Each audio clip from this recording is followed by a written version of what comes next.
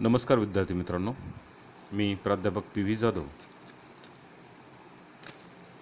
भूगोल विभाग KTHM महाविद्यालय नाशिक.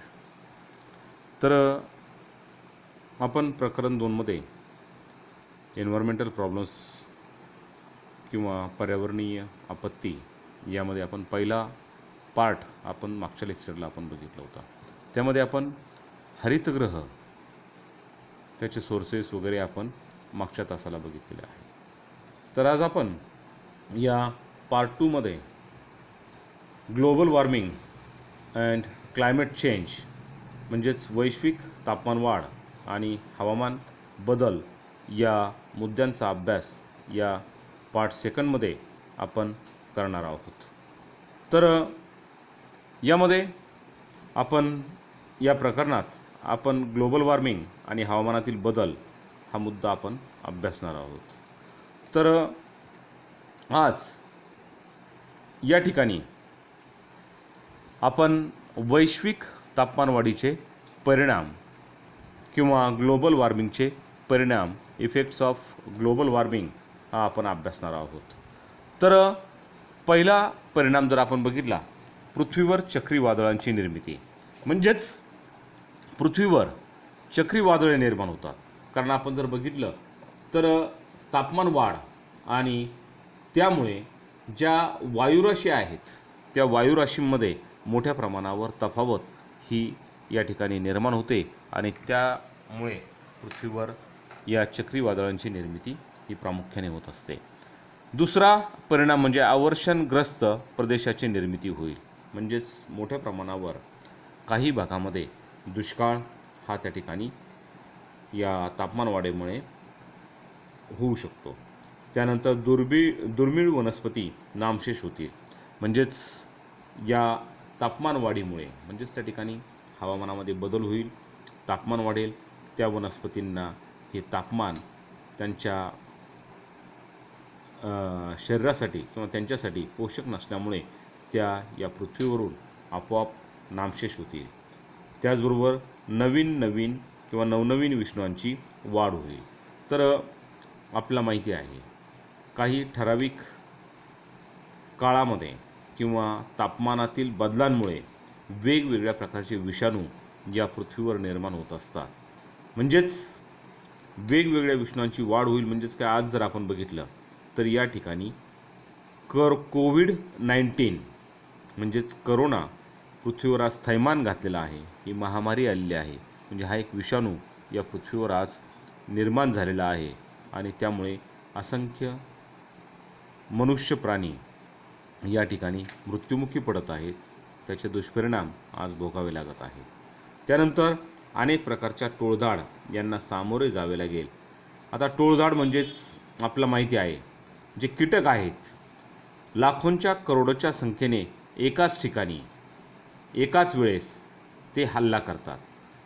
म्हणजेच काय, जी पिकं असतील त्या पिकांचं ते काय करतात, नासाडी करतात किंवा खाऊन टाकतात. म्हणजेच अशा प्रकारच्या टोळधाडी त्या ठिकाणी या निर्माण होतील. अनेक प्रकारच्या टोळधाड त्या ठिकाणी येतील. पुढचा म्हणजेच ध्रुवीय प्रदेशातील बर्फ वितळल्यामुळे समुद्र पाण्याची पातळी वाढेल.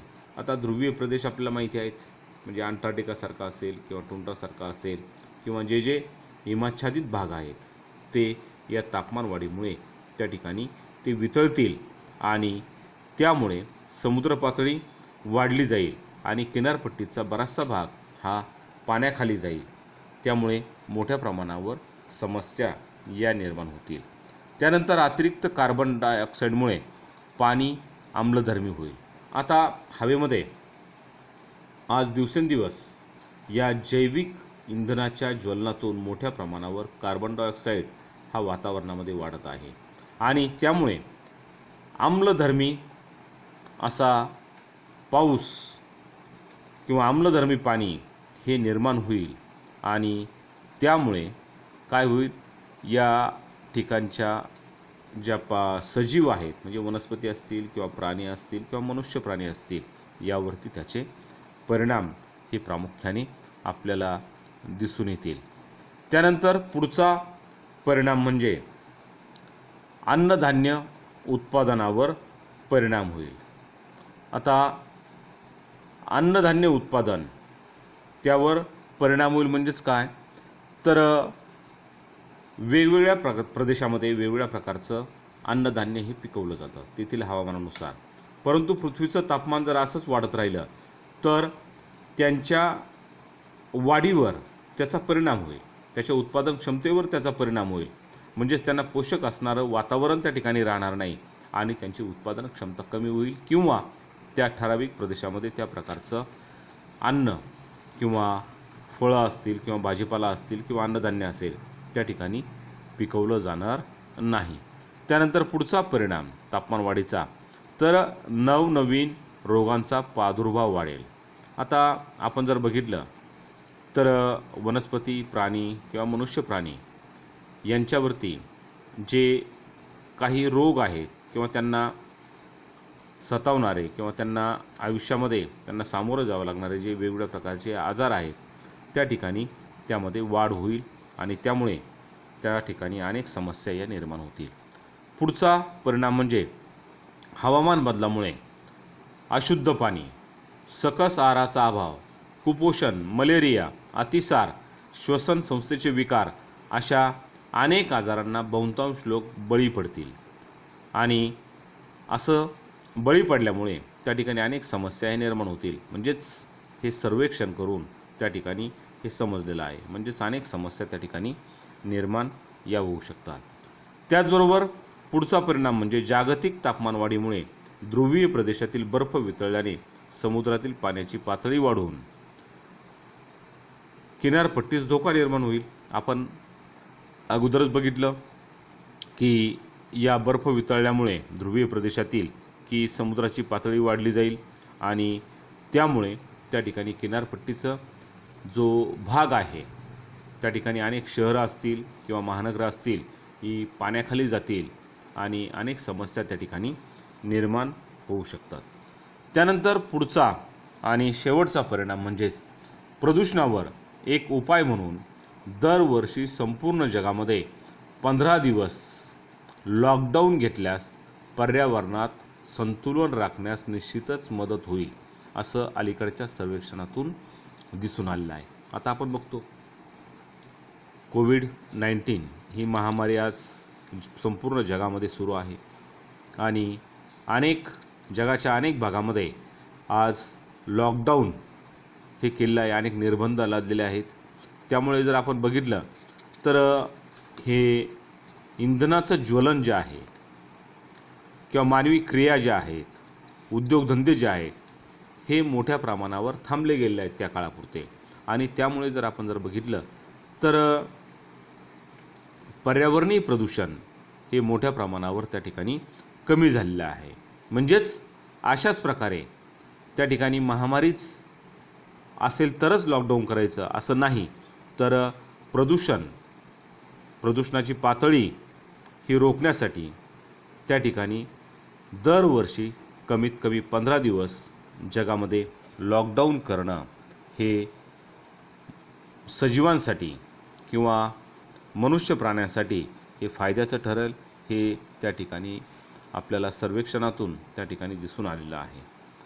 त्यानंतर पुढचा जो मुद्दा आहे महत्त्वाचा, हवामानातील बदल, क्लायमेट चेंज. तर हवामानातील बदल पृथ्वीच्या स्थानिक, प्रादेशिक आणि जागतिक पातळीवर दीर्घकालीन सरासरी हवामान बदलाचा विचार हा प्रामुख्याने केला जातो. आता स्थानिक पातळी म्हणजे त्या ठिकाणी थोड्या प्रदेशामध्ये आपण म्हणतो, प्रादेशिक म्हणजेच अगदी मोठा प्रदेश असतो आणि जागतिक पातळीवर म्हणजेच त्या ठिकाणी संपूर्ण जगामध्ये त्या ठिकाणी दीर्घकालीन सरासरी हवामान बदलण्याचा विचार हा प्रामुख्याने केला जातो. 20व्या शतकाच्या प्रारंभीपासूनच आपण जर बघितलं तर पृथ्वीच्या हवामानात दिसणारे बदल हे प्रामुख्याने मानवाच्या क्रिया प्रक्रियावर अवलंबून असलेले आपल्याला दिसून येतात. विशेषतः जीवाश्म इंधनाचे ज्वलन आणि ग्रीन हाऊसचा परिणाम यामुळे पृथ्वीचे सरासरी तापमान हे वाढते. मानवनिर्मित घटकांमुळे तापमान वाढीस आपण काय म्हणतो, ग्लोबल वॉर्मिंग असं आपण म्हणत असतो. हवामान बदलामध्ये नैसर्गिक क्रिया प्रक्रियांचे देखील योगदान हे प्रामुख्याने आढळून येतं. एल निनो ला निना, ज्वालामुखी क्रिया, सूर्याच्या ऊर्जेत बदल, पृथ्वीच्या कक्षेत बदल, भूतपूर्व, वर्तमान आणि भविष्यातील हवामान बदलाचं निरीक्षण आणि अभ्यास करण्यासाठी वैज्ञानिक सैद्धांतिक मॉडेल्ससह भूमी, वायू आणि अवकाशातील निरीक्षणे ही वापरतात. हवामानासंबंधी नोंदी जागतिक जमीन आणि समुद्राच्या तापमानातील वाढ, समुद्राची वाढती पातळी, हिमनद्यांमध्ये बर्फाचे नुकसान. हिमनद्यांमध्ये बर्फाचे नुकसान म्हणजेच का? हिमनद्या वितळणे, चक्रीवादळ, उष्णतेच्या लाटा, दुष्काळ, पूर आणि पर्जन्यमान यासारख्या घटकांमध्ये ठिकाणानुसार बदलाची तीव्रता कमी अधिक आढळून येते. या सर्व बदलामुळे पृथ्वीच्या तापमानामध्ये सतत वाढ होत आहे. म्हणजे सर्व गोष्टी जर आपण बघितल्या तर या पर्यावरणास हानिकारक आहेत आणि त्यामुळे या तापमानामध्ये मोठ्या प्रमाणावर वाढ होत आहे. हवामान बदलाचा एक मुख्य पैलू म्हणजेच ज्यामुळे वाढत्या जागतिक पृष्ठभागाच्या तापमान व्यतिरिक्त देखील पर्जन्यमानातील बदलाप्रमाणे त्याचे परिणाम हे प्रामुख्याने दिसून येतात. 20व्या शतकाच्या मध्यापासून हवामान बदलातील अभूतपूर्व बदल होत असल्याने हे दिसून आलेले आहे. मानवाने विकासासाठी केलेले औद्योगिकरण, नागरीकरण, यांत्रिकीकरण याचा परिणाम हवामान बदलावर होताना दिसून येतो. म्हणजेच या सर्व मानवी क्रिया त्या ठिकाणी आपल्याला हवामान बदलावर त्याचा परिणाम हा प्रामुख्याने झालेला दिसून येतो. तर पुढे आपल्याला असंही सांगता येईल की भूपृष्ठावरील ऊर्जा आणि अधिक बाष्पीभवनामुळे चक्रीवादळे व कृषी क्षेत्रातील मोठ्या प्रमाणात आणि होतानाही दिसून येत आहेत. म्हणजेच कृषी क्षेत्रातील जे बदल आहेत, मोठ्या प्रमाणात होणारे बदल जे आहेत तर त्या ठिकाणी ते दिसून येत आहेत. तसेच आर्क्टिक महासागराच्या पृष्ठभागाच्या तापमानात वाढ होण्याचे प्रमाण सर्वाधिक आहे. पर्यावरणीय प्रभावामध्ये बऱ्याच प्रजातींचे पर्यावरणशास्त्र बदलल्यामुळे तिचे नामशेष होणे, त्याचे पुनर्वसन झालेले आपल्याला दिसते. म्हणजेच या पर्यावरणीय बदलामुळे अनेक प्रजाती आज नामशेष झालेल्या आहे किंवा काहींचं पुनर्वसनसुद्धा झालेलं आपल्याला दिसून येतं. मानवी हस्तक्षेपामुळे होणाऱ्या पर्यावरण बदलात उष्णतेचं उत्सर्जन कमी केल्यास पृथ्वीचं तापमान स्थिर होईल आणि थोडीशी घट होईल. म्हणजेच काय होईल? मानवी हस्तक्षेपामुळे होणाऱ्या पर्यावरण बदलात उष्णतेचं उत्सर्जन जर कमी केलं, म्हणजेच मानवाचा जो हस्तक्षेप आहे तर त्या हस्तक्षेप जर कमी केला तर त्या ठिकाणी तापमान स्थिर होईल आणि त्या ठिकाणी त्यामुळे तापमानात थोडीशी घट होऊ शकते. म्हणजे अशा प्रकारे पृथ्वीच्या भूपृष्ठावरील तापमानात जर आपण बघितलं, त्या ठिकाणी आपण जगाचा नकाशा जरी त्यासाठी तयार केला तर त्या नकाशाद्वारे सुद्धा आपल्याला या पृथ्वीच्या भूपृष्ठावरील तापमानातील फरक आपल्याला त्यावरती रंगछटा वापरून वगैरे वगैरे करून आपल्याला त्या ठिकाणी दाखवता येईल. किंवा जागतिक तापमानातील बदल जे आहेत हे आपल्याला त्या ठिकाणी आलेखाच्या साहाय्याने सुद्धा हे दाखवता येतील. साधारण आपल्याला 19व्या शतकापासून ते आजपर्यंत आपल्याला हे बदल त्या ठिकाणी आलेखानुसार आपल्याला त्या ठिकाणी सहज दाखवणं शक्य आहे. म्हणजेच त्या ठिकाणी आपल्याला सहजासहजी ही तापमान वाढ आहे किंवा ज्या तापमानातील बदल जे आहेत आपल्याला त्या ठिकाणी सहज त्या ठिकाणी नजर फिरवली तरी आपल्याला 19व्या शतकापासून ते 21व्या शतकापर्यंत आज त्या ठिकाणी सहज हे आपल्या त्या ठिकाणी लक्षात येतील. तर विद्यार्थी मित्रांनो, आपण हा प्रकरण 2 त्या ठिकाणी पार्ट 2 या आजच्या लेक्चरमध्ये आपण बघितलेलं आहे.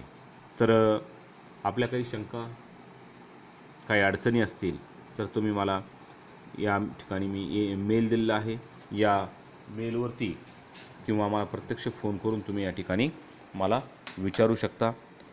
थँक्यू. धन्यवाद विद्यार्थी मित्रांनो.